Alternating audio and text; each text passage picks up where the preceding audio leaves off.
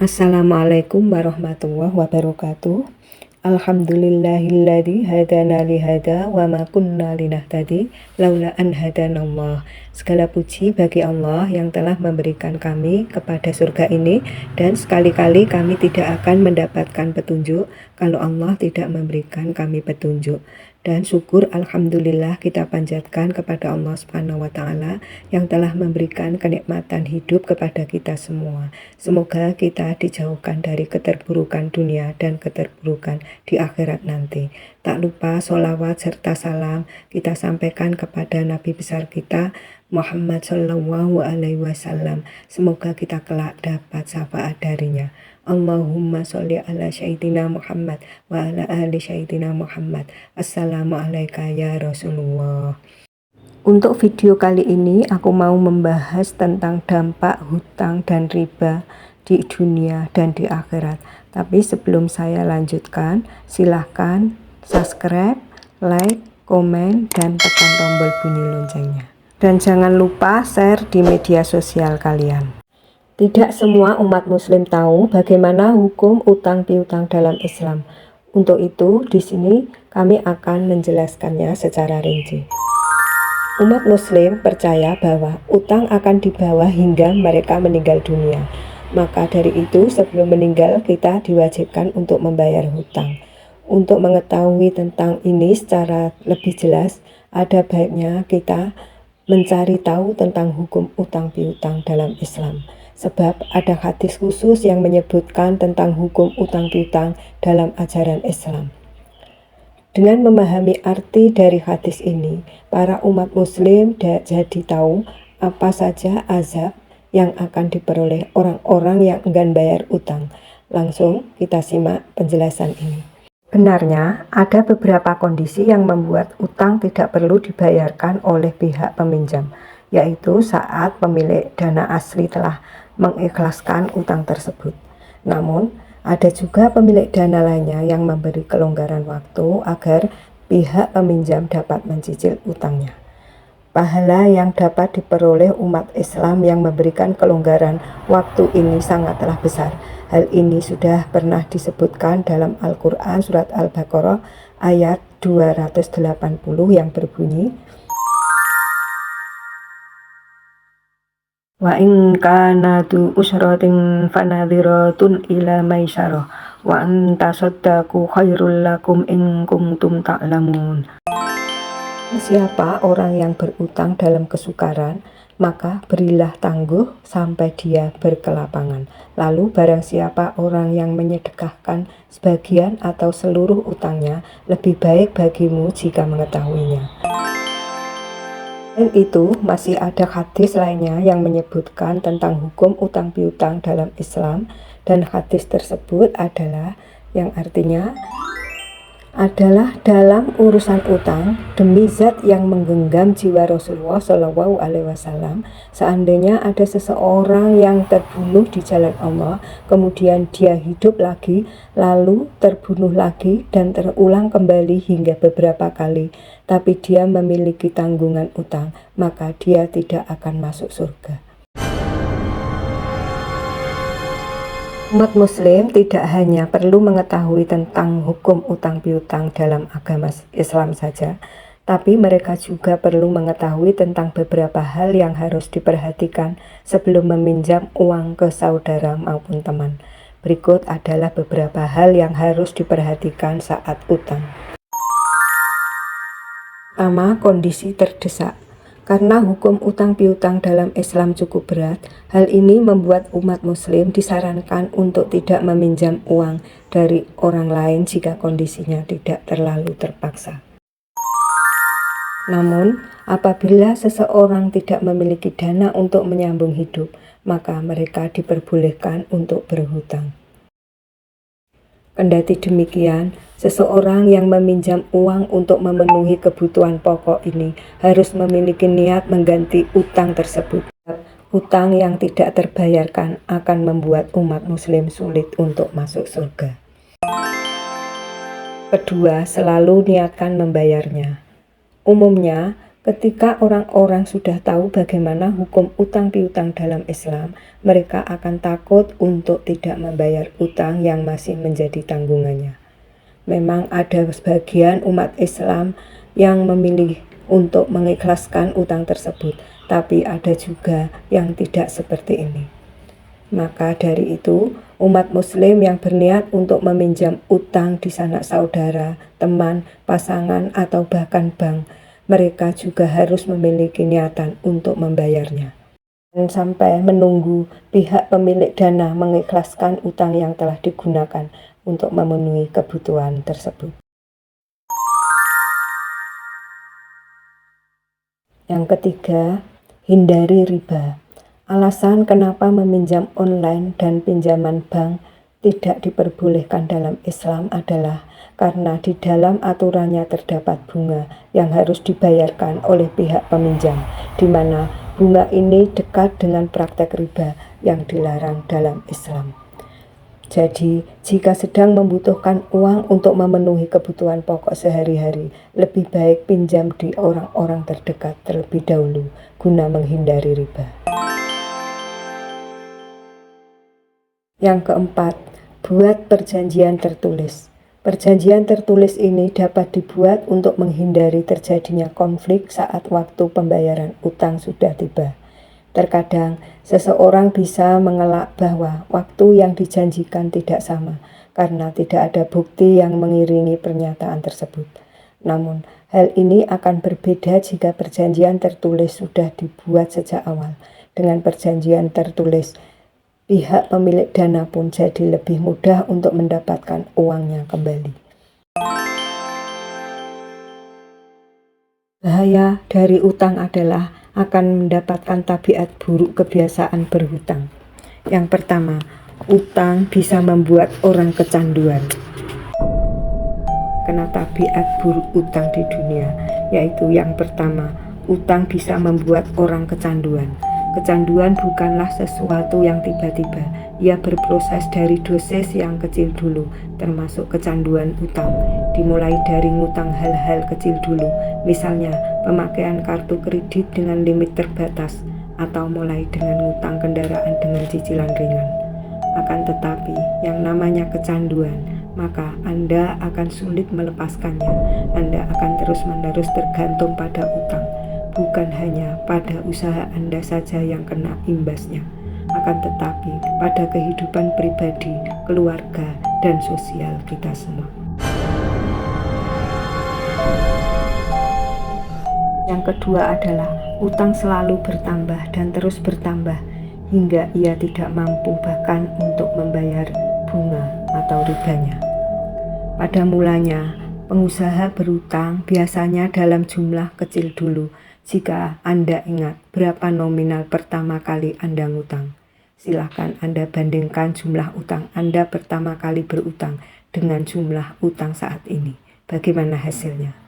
Anda yang memiliki kartu kredit, tolong ingat berapa limit kartu kredit Anda ketika pertama kali disetujui. Nah, sekarang sudah berapa limitnya? Berkurang atau bertambah? Yang ketiga, utang akan menambah beban hidup. Bagi Anda yang masih punya utang, selain beban hidup saat ini, Anda yang masih punya utang akan terbebani untuk membayar cicilan kan? Sudahlah menanggung beban hidup saat ini, masih pula menanggung beban utang akibat ulah masa lalu. Apa yang terjadi jika ketika kenaikan penghasilan tidak sebanding dengan kenaikan pengeluaran? Maka beban hidup semakin beratlah yang mereka rasakan. Keempat, utang akan menambah beban pikiran. Jika hanya beban hidup, banyak orang yang mampu menghadapinya. Banyak di antara kita bisa menahan lapar, bekerja keras melawan lelah. Namun, ketika sudah menjadi beban pikiran, tidak banyak orang yang mampu menanggungnya. Orang stres karena beban pikirannya sudah di luar batas kemampuannya. Yang kelima, utang membuat perasaan gelisah pada malam hari. Orang yang terjerat utang bisa jadi tidak bisa tidur pada malam hari. Perasaan gelisah menghantuinya, terutama pada tanggal-tanggal jatuh tempo. Kendati sudah larut malam, matanya masih melotot karena was-was jika keesokan harinya tidak ada uang untuk membayar cicilan utang. Bolak-balik ke sana kemari tidak bisa tidur. Di depan TV, gonta-ganti channel, tidak jelas apa yang mau yang ditonton. Yang keenam, utang membuat seseorang terhina pada siang hari. Siang hari adalah masa paling mendebarkan bagi seseorang yang sedang terlilit utang. Bayang-bayang debt collector selalu menghantuinya. Bagi yang sudah telat cicilan, mereka takut mengangkat telepon, gemetar ketika ada mobil datang di depan rumah, ngumpet ketika ada yang mencari di kantor. Kedatangan tamu bukan untuk ngasih order, tapi debt collector yang sangar. Terima pesan, di-hack, bukan pemberitahuan uang yang sudah masuk, tapi cicilan dan ancaman si abang agar segera bayar cicilan. Dalam perjalanan pun, rasa was-was membuat siang semakin mencekam. Keringat dingin keluar ketika ada bunyi klakson dari belakang. Jantung berdegup kencang ketika ada kendaraan yang menyalip tiba-tiba. Takut kalau tukang tagih datang menghadang. Umar bin Abdul Aziz rahimahullah berkata, "Aku wasiatkan kepada kalian agar tidak berutang, meskipun kalian merasakan kesulitan, karena sesungguhnya utang adalah kehinaan di siang hari, kesengsaraan di malam hari.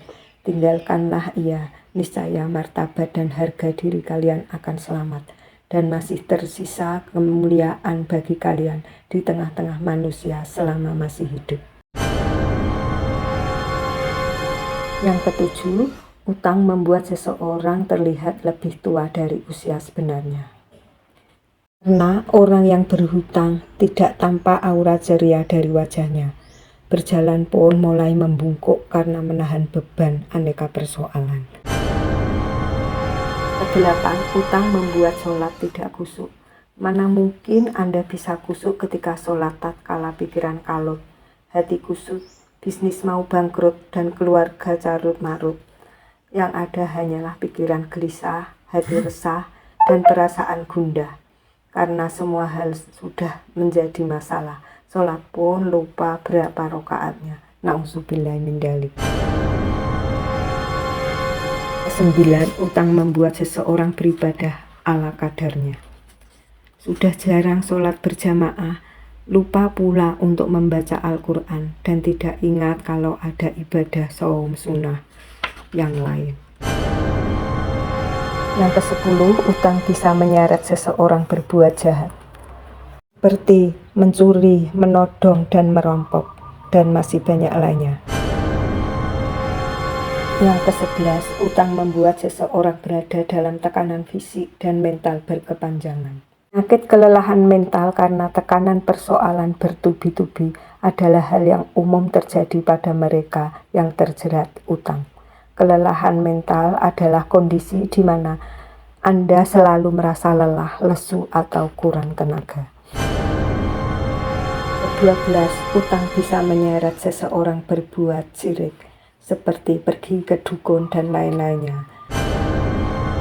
Dan yang ke-13, utang menjadikan seseorang suka berdusta atau berbohong.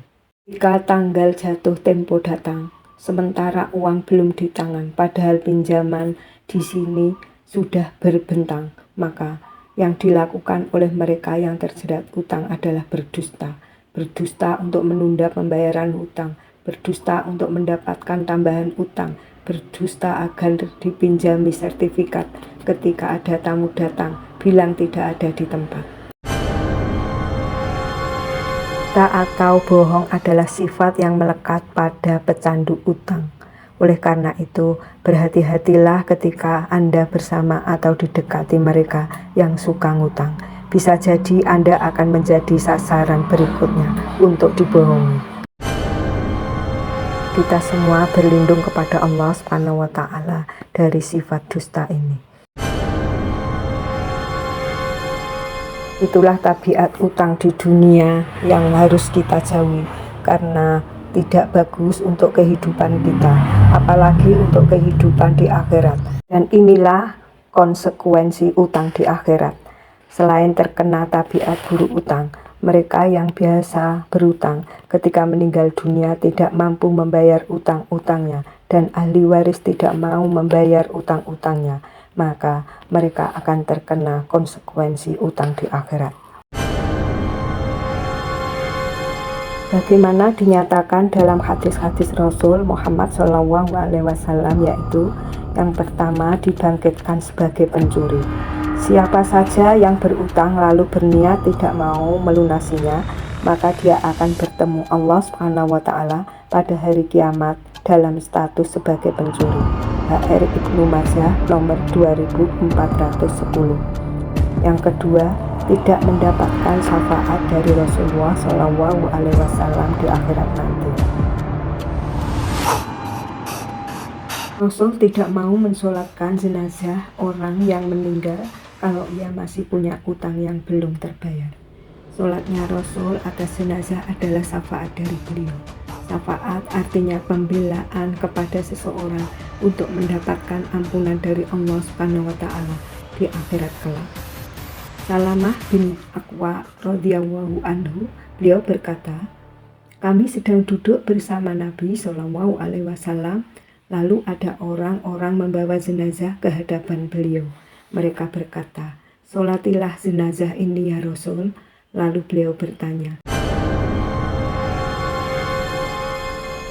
apakah dia punya utang?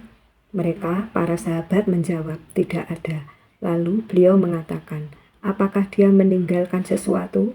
Lantas mereka, para sahabat, menjawab, tidak. Lalu beliau SAW mensolati jenazah tersebut. Kemudian didatangkanlah jenazah lainnya. Para sahabat berkata, wahai Rasulullah, solatkanlah dia. Lalu dia bertanya, apakah dia memiliki utang? Mereka, para sahabat, menjawab, iya. Lalu beliau mengatakan, apakah dia meninggalkan sesuatu?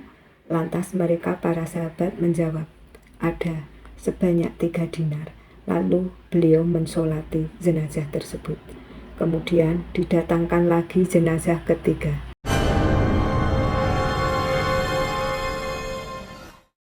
Kemudian para sahabat berkata, solatkanlah dia wahai Rasulullah. Beliau bertanya, apakah dia meninggalkan sesuatu? Mereka, para sahabat, menjawab, tidak ada. Lalu beliau bertanya, apakah dia memiliki utang? Mereka menjawab, ada 3 dinar. Beliau berkata, solatkanlah sahabat kalian ini.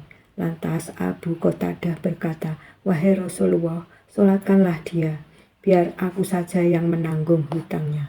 Kemudian beliau pun mensolatinya. HR Bukhari nomor 2289 dan nomor 2295. HR Abu Dawud nomor 3343. Untuk konsekuensi utang di akhirat yang ketiga adalah mengurangi pahala amal soleh. Pahala kebaikannya akan dipakai untuk membayar hutang. Barang siapa yang mati dalam keadaan masih memiliki utang 1 dinar atau 1 dirham, maka utang tersebut akan dilunasi dengan kebaikannya di hari kiamat nanti. Karena di sana, di akhirat, tidak ada lagi dinar dan dirham. HR Ibnu Majah nomor 2414. Keempat, bagaimana ketika pahalanya tidak cukup? Na'udzubillah. Jangan sampai dosa-dosa pemberi utang dibebankan kepada yang berutang, karena utang yang tidak lunas terbayar akan bayar dengan amal soleh. Maka untuk menutupinya, dosa-dosa pemberi utang bisa ditimpahkan kepada orang yang berutang. Yang kelima, jiwa roh tergade atau terbelenggu. Nabi Muhammad SAW bersabda, roh jiwa seorang mukmin yang meninggal itu tertahan, tersandera oleh utangnya, hingga utangnya tersebut dibayarkan. HR Ibnu Majah nomor 2413 dan HR At-Tirmizi nomor 1078. Yang keenam, tidak bisa masuk surga. Rasulullah Shallallahu Alaihi Wasallam bersabda, siapa yang saat roh meninggalkan tubuhnya terbebas dari 3 perkara ini, maka ia akan masuk surga, yaitu kesombongan, berbuat curang pada harta rampasan perang, dan utang. HR Ibnu Majah nomor 2412. Yang ketujuh, tetap tidak akan masuk surga walaupun mati syahid. Rasul Muhammad Shallallahu Alaihi Wasallam pernah menyampaikan nasihat di hadapan para sahabat. Jihad fisabilillah dan beriman kepada Allah adalah sebaik-baik amalan. Lalu seorang lelaki berdiri kemudian bertanya, wahai Rasulullah, bagaimana menurutmu jika aku syahid di jalan Allah? Apakah dosa-dosaku akan diampuni? Jawab Rasulullah, benar, jika engkau syahid di jalan Allah dalam keadaan sabar, mengharap pahala, dan tidak lari dari medan perang. Kemudian Rasul kembali bertanya, apa yang tadi kau tanyakan? Laki-laki itu menjawab, bagaimana menurutmu jika aku syahid di jalan Allah, apakah dosa-dosaku akan diampuni? Rasulullah menjawab, benar, jika engkau bersabar, mengharap pahala, dan tidak lari dari medan perang, kecuali utang, tidak akan dimaafkan sebelum dibayar. Baru saja Jibril memberitahu hal ini kepadaku. HR Tirmizi nomor 1712. Itulah ancaman-ancaman orang yang berhutang. Dan bagaimana kalau hutangnya itu ada ribanya? Dan yang paling berbahaya dari urusan utang piutang ini adalah ketika ada riba padanya. Riba bisa muncul karena penarikan manfaat atau kelebihan pada utang piutang. Setiap piutang yang mendatangkan kemanfaatan, keuntungan, maka itu adalah riba.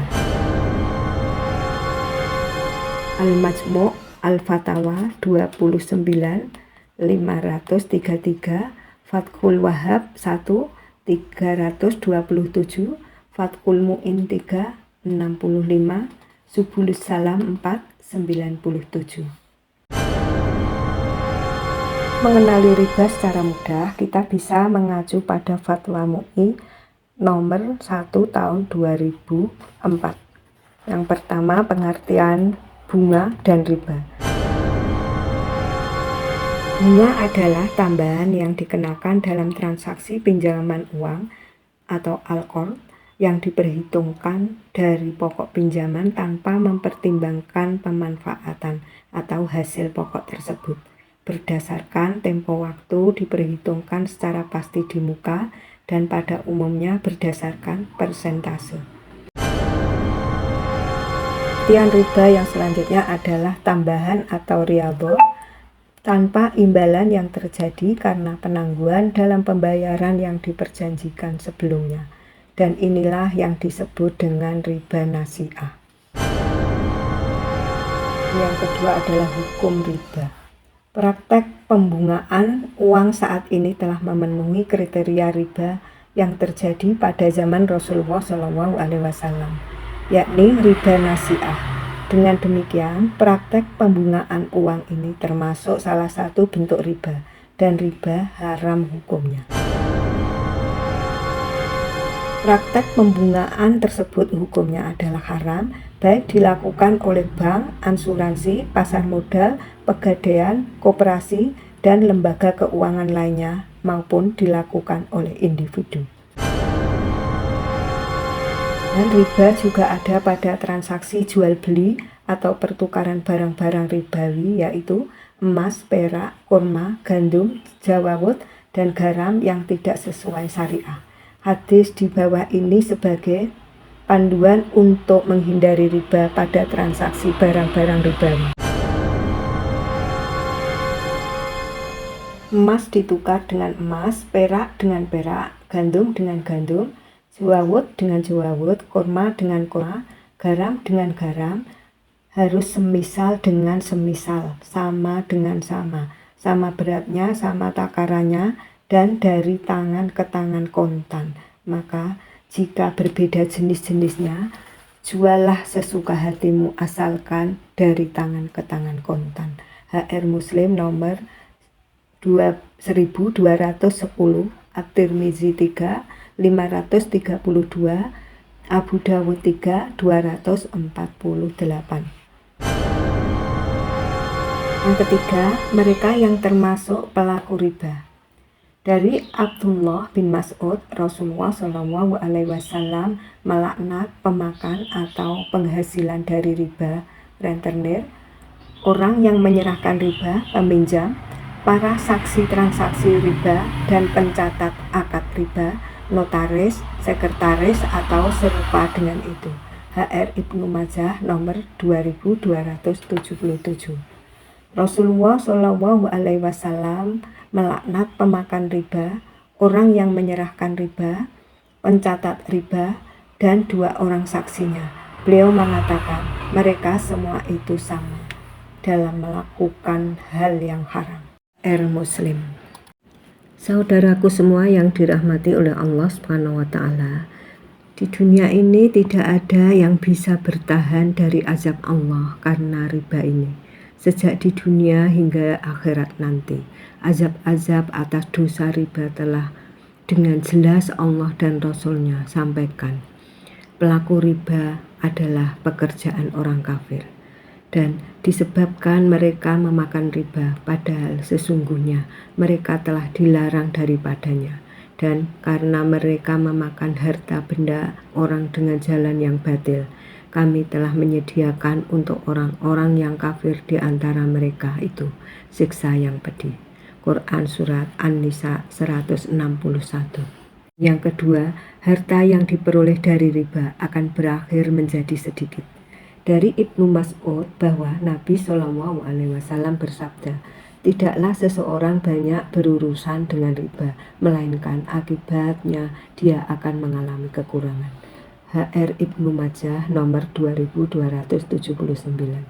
Harta riba itu meski banyak, namun akibatnya adalah ia terus-menerus berkurang berkahnya. HR Ahmad nomor 3754. Yang ketiga, Allah memusnahkan harta riba, musnah secara fisik atau hilang kebarokahannya. Allah memusnahkan riba dan menyuburkan sedekah, dan Allah Subhanahu wa taala tidak menyukai setiap orang yang tetap dalam kekafiran dan selalu berbuat dosa. Quran Surat Al-Baqarah 276. Ibnu Abbas radhiyallahu anhuma berkata, ketika menafsirkan firman Allah Ta'ala, Allah Subhanahu wa taala memusnahkan riba.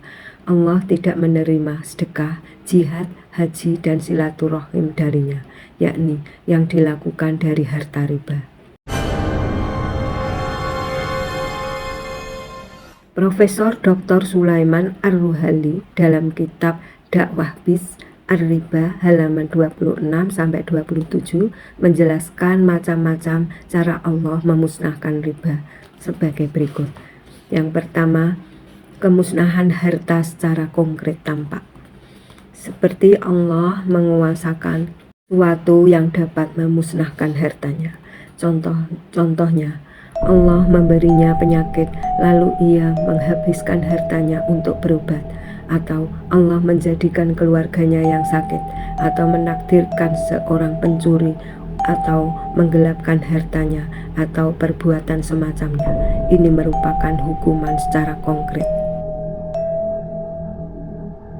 Kedua, kemusnahan harta secara maknawi, seperti Allah menjadikan pelaku riba itu merasa dirinya selalu kekurangan. Allah menanamkan di hatinya sifat bakhil, menjadikan kekurangan selalu di depan matanya. Sebenarnya hartanya melimpah, namun ia merasa dirinya selalu kekurangan. Sebanyak apapun perbendaharaan hartanya, rasa kekurangannya dalam dirinya semakin besar, sehingga ia merasa tidak bahagia dengan harta itu. Bahkan semakin banyak hartanya, semakin besar pula kegundahannya. Ia merasa tidak bisa mengambil manfaat dari harta itu, dan harta itu tidak pula memberi manfaat. Ia pun tidak merasa nyaman dengannya sampai meninggal dunia. Inilah kemusnahan secara maknawi. Para ulama berkata, hal ini lebih parah daripada kondisi orang fakir, sebab orang fakir tidak punya apa-apa, sedangkan dirinya punya apa-apa, tapi ia tidak bisa mengambil manfaat dari hartanya, tidak merasa bahagia, dan tidak dapat mengambil faedah darinya. Yang ketiga, kemusnahan harta secara maknawi dengan dicabut keberkahannya, yaitu dengan memusnahkan keberkahannya sehingga hartanya tidak berkah dan yang tersisa adalah keburukannya. Sebab setiap harta yang dihasilkan seseorang ada keburukannya padanya, yang dapat dihilangkan dengan zakat dan sedekah kecuali riba. Riba tidak ada keberkahan padanya dan tidak akan hilang keburukannya, akan terus ada keburukan tersebut dan tidak dapat diambil keberkahannya, sehingga murni berbuah keburukan bagi pelakunya. Keempat, kemusnahan maknawi yang dapat mencegah pelakunya menggunakan harta itu untuk kebaikan. Pelakunya tidak dapat menggunakan harta itu untuk kebaikan. Ia membelanjakan harta itu untuk diri dan keluarganya, untuk meraih kelezatan dunia, namun tidak menggunakannya untuk kebaikan. Riba yang keempat adalah riba dapat menyebabkan pelakunya akan mendapatkan kehancuran dan kebinasaan di dunia dan akhirat. Dari Abu Hurairah radhiyallahu anhu, dari Nabi Shallallahu alaihi wasallam, beliau berkata, jauhilah 7 dosa yang membinasakan. Al-Mubiqat. Mereka berkata, wahai Rasulullah, apa saja dosa yang membinasakan tersebut? Beliau bersabda, syirik kepada Allah, sihir, membunuh jiwa yang haram untuk dibunuh, kecuali jika lewat jalan yang benar, makan riba, makan harta anak yatim, lari dari medan perang, menuduh wanita mukminah yang baik-baik dengan tuduhan zina. HR Bukhari dan Muslim. Yang kelima adalah Allah dan Rasulnya melaknat pelaku riba. Dari Jabir bin Abdillah, beliau berkata, Rasulullah Shallallahu alaihi wasallam melaknat memakan riba, orang yang menyerahkan riba, pencatat riba, dan 2 orang saksinya. Beliau mengatakan mereka semua itu sama. HR Muslim nomor 1598. Pada kasus utang piutang, mereka yang dilaknat oleh Nabi Muhammad SAW sesuai dengan hadis di atas adalah pemakan riba atau rentenir atau yang meminjamkan uang, atau sebutan lain bagi orang yang menghasilkan dari riba atau membungakan uang, yang menyetor riba, nasabah atau sebutan lain bagi peminjam uang yang memberikan sesuatu tambahan atau kelebihan atas pinjaman uang tersebut, pencatat riba, sekretaris atau sebutan lain bagi pencatat transaksi riba. 2 orang saksi dalam transaksi riba yang menyaksikan tahu secara langsung, berada di tempat bersama pelaku atau ikut bertanda tangan pada transaksi riba antara rentenir dan nasabahnya. Keenam adalah dosa terkecil sama dengan berzina dengan ibu kandung sendiri. Riba itu ada 73 pintu dosa. Yang paling ringan adalah semisal dosa seseorang yang menzinai ibu kandungnya sendiri. HR Al-Hakim dan Al-Baihaqi dalam Syu'abul Iman. Di Abu Hurairah, Rasul bersabda, dosa riba itu 70 tingkatan. Yang paling ringan seperti seorang laki-laki yang menikahi ibu sendiri. HR Ibnu Majah nomor 2274. Dan azab yang ketujuh yaitu 1 dirham sekitar 70.000 rupiah, dosanya sama dengan 36 kali berzina. 1 dirham dari riba yang dimakan oleh seseorang dan ia tahu itu riba, dosanya lebih besar di sisi Allah daripada berzina 36 kali. Imam Ahmad dan At-Tabrani. Yang ke-8, menantang perang Allah. Maka ketahuilah bahwa Allah dan Rasul-Nya akan memerangimu disebabkan tidak meninggalkan sisa riba. Quran Surat Al-Baqarah 279. Dan yang ke-9, dibangkitkan seperti orang gila yang kesurupan. Orang-orang yang makan atau mengambil riba tidak dapat berdiri melainkan seperti berdirinya orang yang kemasukan setan lantaran tekanan penyakit jiwa atau gila. Keadaan seperti mereka yang demikian itu disebabkan mereka berpendapat sesungguhnya jual beli itu sama dengan riba, padahal Allah Subhanahu wa Ta'ala telah menghalalkan jual beli dan mengharamkan riba. Quran Surat Al-Baqarah 275. Yang ke-10, kekal di dalam neraka. Dan barang siapa kembali maka mereka itulah penghuni-penghuni neraka, mereka kekal di dalamnya. Surat Al-Baqarah 275.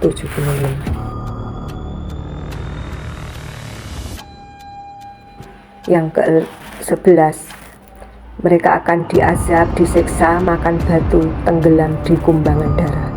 Dari Samurah bin Jundub bahwa Nabi bersabda, pada suatu malam aku bermimpi ada 2 orang datang kemudian membawaku ke tanah suci. Kami terus berjalan di sebuah tepi sungai darah. Di sungai itu ada orang berdiri. Di tengah-tengah sungai juga ada orang seperti berenang atau tenggelam. Di hadapannya ada bebatuan. Orang yang berada di dalam sungai mencoba untuk keluar, tetapi orang yang berdiri melemparkan batu ke mulutnya dan memaksakannya kembali ke tempat semula. Begitu seterusnya, setiap kali dia mencoba untuk keluar, orang yang berdiri akan melempar batu ke mulutnya dan memaksanya untuk kembali ke tempat semula. Aku bertanya, siapa ini? Dijawab, yang kamu lihat di sungai itu adalah pemakan riba. Bukhari 2085. Bukan saudaraku semua, apakah diri Anda berkumbang dan tenggelam di kumbangan darah? Darah apa saja, darah manusia maupun darah binatang. Rasakan bagaimana Anda dipaksa makan batu dan dimaksa minum darah. Na'udzubillah min dzalik.